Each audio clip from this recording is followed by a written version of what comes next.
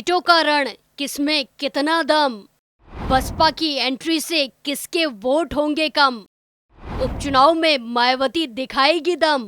नमस्कार, capital TV Uttar Pradesh में आपका स्वागत है और मैं आपके साथ प्रिया बिस्ट। अब वक्त हो चला है ऐसे मुद्दों पर विस्तार से बात करने का जो जनता, राज्य, देश और पूरी दुनिया पर असर डालते हैं। यूपी में होने वाले उपचुनाव सभी दलों के लिए काफी अहम है। बीजेपी लोकसभा चुनाव में यूपी में हुई हार का बदला लेने के फुल मूड में है, तो वहीं अखिलेश यादव भी फिर से लोकसभा वाला जादू फिर से दिखाने की तैयारी में है। राहुल गांधी भी यूपी में अपनी ताकत दिखा रहे हैं और इन सब के बीच सबसे चौंकाने वाला फैसला मायावती ने लिया है उपचुनाव में एंट्री करके। क्योंकि मायावती अक्सर उपचुनाव से दूरी बनाए रखती थी, लेकिन इस बार मायावती का प्लान कुछ और है। वो सबका खेल बिगाड़ने वाली है। तो आज मायावती और उनके प्लान पर विस्तार से बात करते हैं और जानते हैं क्या कुछ चल रहा है यूपी के राजनीतिक मैदान में। उपचुनाव में बड़ा खेल करेगी मायावती, एक के बाद एक समीकरण सेट कर रही बसपा। बीजेपी, सपा, कांग्रेस, किसकी बढ़ेगी टेंशन।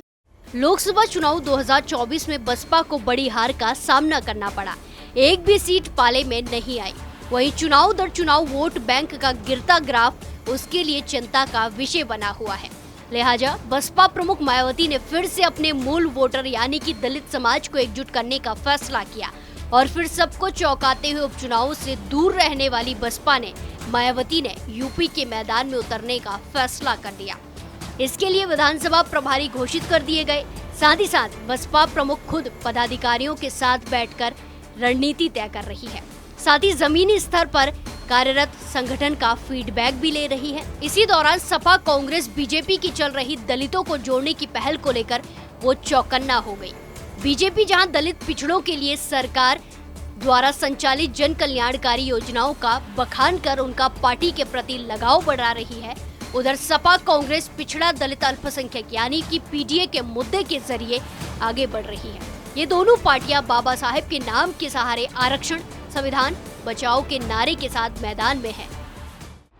कांग्रेस की चालबाजी, बाबा साहेब से धोखेबाजी, मायावती घर घर भिजवा रही पत्र। तो इसको देखते हुए अब बसपा चीफ मायावती ने एक अपील पत्र घर घर भेजने का फैसला लिया। इस पत्र में कांग्रेस के नेताओं द्वारा बाबा साहब को चुनाव में हराने से लेकर उसकी सरकार में आरक्षण नीतियों पर धूल मूल रवैये पर सवाल उठाए। आरक्षण, संविधान, बाबा साहब और दलितों को लेकर कांग्रेस की चालबाजी को लेकर जहां आगाह किया गया, वहीं राजनीतिक दलों की कार्यशैली पर जमकर सवाल उठाए। इसके साथ ही सपा नेताओं द्वारा किया गया स्टैंड गेस्ट हाउस कांड का भी जिक्र कर दोनों पार्टियों की दलितों के प्रति सोच को उजागर किया। यही नहीं, बीजेपी सरकार पर भी हमला बोला। इसी के साथ यूपी विधानसभा चुनाव से पहले बसपा प्रमुख मायावती ने प्रदेश में नए नए समीकरण बिठाने शुरू कर दिए हैं। वो एक के बाद एक दाव चल रही है। खासकर पश्चिमी यूपी में उन्होंने बीते बुधवार 25 सितंबर 2024 को एक ऐसा दाव खेला जिससे समाजवादी पार्टी के मुखिया अखिलेश यादव की नींद उड़ गई, उनके चैन उड़ गए। माना जा रहा है कि मायावती का ये दाव सपा के पीडीए को ध्वस्त कर सकता है, जबकि पीडीए की ही वजह से सपा को लोकसभा चुनाव 2024 में उत्तर प्रदेश में एक ऐतिहासिक बढ़त हासिल हुई थी। दरअसल पार्टी की संगठनात्मक बैठक के बाद जिलों के प्रभार में फेरबदल किया गया, जिसमें मुख्य बदलाव ये रहा कि राज्यसभा सांसद मुनकाद अली की एक बार फिर मेरठ मंडल में वापसी हो गई। इसके साथ ही बसपा के जिला अध्यक्ष को हटाकर पुराने पर ही दाव लगाया गया। इतना ही नहीं, इस फॉर्मूले पर बसपा में जल्द ही कुछ और बदलाव होने के संकेत मिल रहे हैं। वहीं बीएसपी चीफ मायावती ने पूर्व राज्यसभा सांसद और बसपा के पूर्व प्रदेश अध्यक्ष बाबू मुनकाद अली को ओहदा बढ़ा दिया है। उन्हें बरेली मंडल के साथ मुरादाबाद मंडल और अब मेरठ मंडल का प्रभारी बना दिया है। इसके साथ ही वो उत्तराखंड का भी प्रभार संभालेंगे। मुनकाद अली हर महीने 5 दिन उत्तराखंड और 5 दिन यूपी के क्षेत्र को देंगे। बसपा सुप्रीमो संगठन को मजबूत करने और नए समीकरणों को साध कर पार्टी को नई ऊंचाइयों पर ले जाने के लिए पूरी ताकत लगा रही है, पूरी तैयारियां कर रही है। क्योंकि मुनकाद के साथ ही उन्होंने बसपा के जिला अध्यक्ष जयपाल सिंह पाल को हटाकर मोहित जाटव को मेरठ का जिला अध्यक्ष बना दिया है। पिछले कुछ सालों की बात करें तो मोहित जाटव को 5वीं बार बसपा जिला अध्यक्ष की कमान सौंपी गई है। ऐसे में मायावती एक के बाद एक समीकरण सेट कर रही है, रणनीतियां बना रही है। बीजेपी और सपा के लिए प्रतिष्ठा का प्रश्न बन चुके इन उपचुनाव में बहुजन समाज पार्टी यानी बसपा की एंट्री ने मुकाबले को त्रिकोणीय बना दिया है। मायावती की अगुवाई वाली बसपा कानपुर की सीसामऊ, अयोध्या के मिल्कीपुर के साथ साथ कई सीटों के लिए उम्मीदवारों के नाम का ऐलान भी कर चुकी है। बसपा हालिया लोकसभा चुनाव में शून्य पर ही सिमट गई थी। ऐसे में सवाल है कि उपचुनाव से अक्सर दूरी बनाने वाली मायावती की अगुवाई वाले बसपा की एंट्री क्या उपचुनाव में असर करेगी? चलिए इस पर भी बात करते हैं। मायावती दिखाएगी अपना वजूद। पिछली बार की तरह बसपा इस बार के उपचुनाव में अकेले उतर रही है। वहीं खास बात यह है कि मायावती खाली हाथ मैदान में उतर रही है। जिन 10 सीटों पर उपचुनाव होने हैं उनमें से कोई भी सीट पार्टी के पास नहीं है। ऐसे में बसपा के पास हारने के लिए कुछ भी नहीं है और जीतने के लिए 10 सीटें आगे पड़ी है। वही ये उपचुनाव जिस तरह से सपा बीजेपी के लिए प्रतिष्ठा का प्रश्न बना हुआ है, वैसे ही स्थिति बसपा के साथ नहीं है। बसपा के लिए ये उपचुनाव जीत से ज्यादा वजूद की लड़ाई माना जा रहा है। बीजेपी की बी टीम टैक्स से परेशान। हाल के लोकसभा चुनाव में बसपा को एक भी सीट नहीं मिली और वोट शेयर गिरकर सिंगल डिजिट में आ गया। तो उसके पीछे सबसे बड़ी वजह बीजेपी की बी टीम वाले टैग को बताया गया। उपचुनाव से दूरी बनाने वाली पार्टी चुनाव कार्यक्रम के ऐलान से पहले ही मैदान में उतरने का ऐलान कर चुकी है। तो उसके पीछे ये टैग हटाने की कोशिश भी एक अहम वजह बताई जा रही है।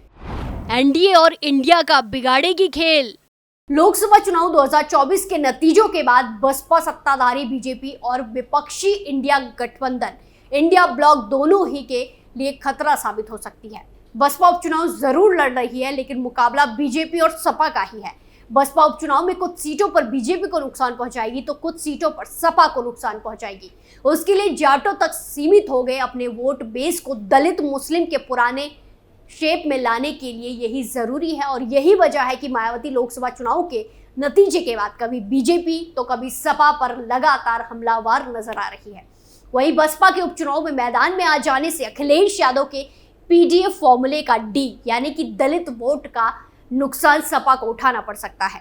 बसपा की सोशल इंजीनियरिंग बीजेपी और सपा दोनों ही दलों का जातीय समीकरण डिस्टर्ब कर सकती है, बिगाड़ सकती है। हालिया लोकसभा चुनाव में भी ऐसा ही देखने को मिला, जहां बसपा की सोशल इंजीनियरिंग की वजह से दोनों ही गठबंधनों को दर्जन भर से अधिक सीटों पर नुकसान उठाना पड़ा था। बसपा की एंट्री से उपचुनाव की सीधी लड़ाई त्रिकोणीय हो चुकी है। ऐसे में सपा और बीजेपी दोनों ही दलों के लिए खतरे के संभावनाएं बनती जा रही, खतरे के बादल मंडरा रहे। जो भी पार्टी अपना वोट बैंक एकजुट करने में सफल रही, उसके जीतने की संभावनाएं बढ़ जाएंगी। यानी उपचुनाव में कहां किसको जीत मिलती है, ये एक हद तक बसपा के प्रदर्शन पर भी निर्भर करेगा। आपको बता दें, उत्तर प्रदेश की जिन 10 सीटों पर उपचुनाव होने हैं उनमें से 5 सीटों पर एनडीए और 5 सीटों पर सपा के विधायक थे।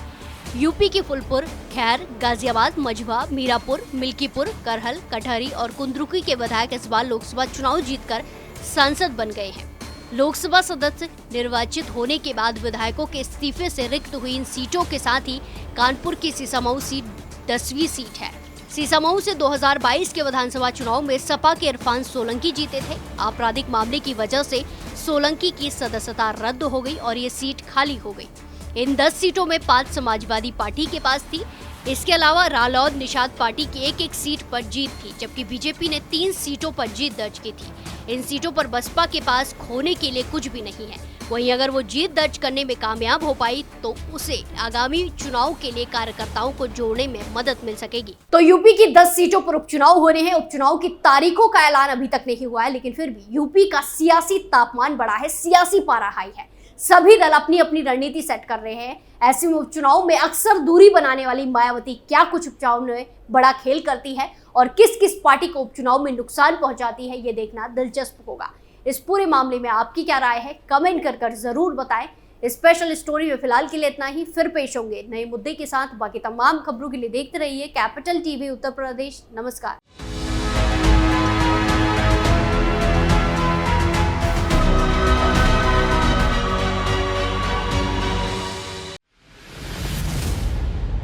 मैं राजनीति करता नहीं, पर राजनीति को बहुत गहरे तक समझता हूं। मैं लोगों के बीच रहता हूं, लोगों के मन को अच्छे से जानता हूं।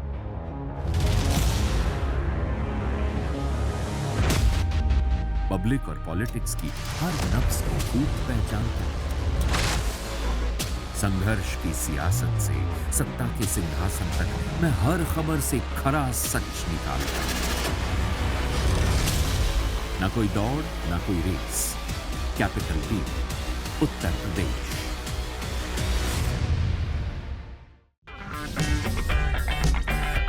अगर आपको हमारा वीडियो पसंद आया हो तो इसे लाइक करें, हमारे चैनल को सब्सक्राइब करें और हाँ, बेल आइकन दबाना ना भूलें ताकि आप तक हमारे वीडियो की नोटिफिकेशन पहुंचती रहे। आप अपना सुझाव हमें कमेंट बॉक्स में दे सकते हैं। हमारे साथ जुड़ने के लिए शुक्रिया।